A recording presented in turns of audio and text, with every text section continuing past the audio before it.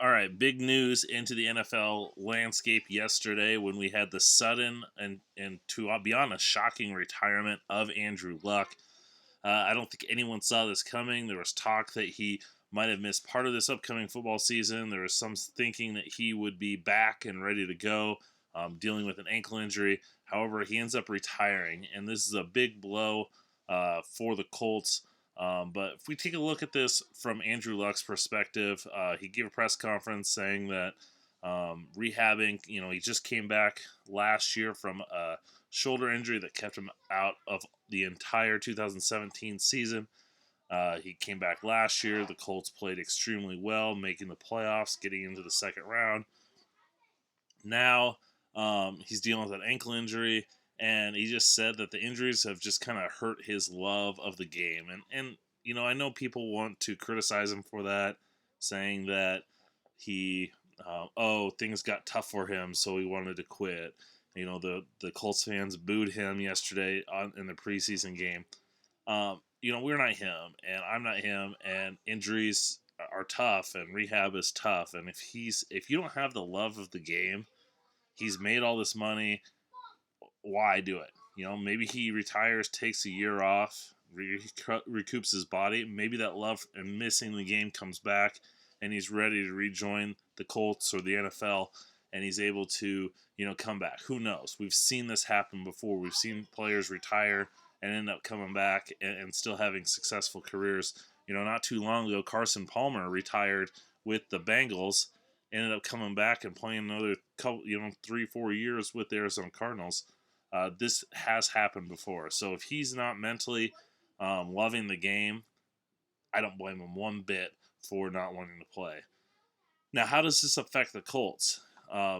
Stepping into his place is Jacoby Brissett. Brissett was the one who replaced Andrew Luck last time he sat out the entire year.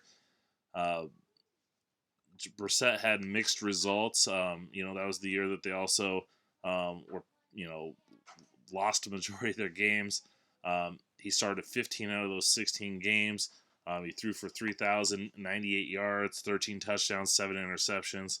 So on the surface, maybe Colts fans are not as optimistic. 4-12 that year, not the best season, but this team is much better.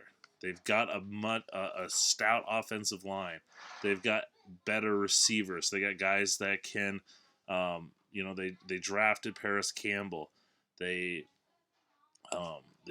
brought in Devin Funchess, so they've got more weapons to go with T.Y. Hilton. You got a better coaching staff. Frank Reich has shown that he can. He's more creative offensively than what they had with Chuck Pagano, and Chuck Pagano's more of a defensive coach, but his ability, having Frank Reich come in, and there was an interesting quote that was put out there by Joe Marino of the Draft Network, and he said that Frank Reich's a coach that was a backup and came in at spots at Maryland. Then he was a backup with the Buffalo Bills, and he was able to come in and replace Jim Kelly and even take them to win playoff games. If anyone's going to be able to mentally get a guy ready like Jacoby Brissett, Frank Reich's a guy that's done that. And we've seen what he could do with this team last year, so I'm optimistic. Not to mention this defense is young and it's got a lot of talented pieces. They're set up to still have a good year. Now they need Jacoby Brissett to have to play better than he did 2 years ago. He's shown in glimpses. I didn't even think he played that bad that year. Yeah, the numbers weren't amazing. Yeah, they only won 4 games, but I didn't think he played awful in that season. He showed a lot of promise. I think having more time to develop and learn. He was still pretty young. That was only his second season in the league. So I think he's going to give him a chance. I don't know if I see this team as a playoff team again. Could be wrong. Last year, I thought the Colts could be picking number 1 overall, and I was proven big time wrong. So I don't think they're going to make the playoffs. Who knows? They could. But what is that going to do for next year? Is quarterback going to be a position? There's not really a quarterback out there. Josh McCown just came out of retirement to join the Eagles. He's not there to come. Who are they going to go for? I doubt they trade it for anybody. So I think they're going to play this season out, see what Jacoby Brissett has. If he can lead them to the playoffs, they probably roll with him from here on out. But I have a kind of a feeling that they're going to miss out on the playoffs, and they're going to be one of the teams going for a quarterback in the 2020 NFL draft. So who that quarterback will be, I doubt they're picking top 10. They got too good of a team to fall in the top 10. So I don't think Justin Herbert, I don't think Tua Tagovailoa are going to be options. I think the two guys to keep an eye on, Jake Fromm from Georgia. Not a huge fan of him, but he is a fighter.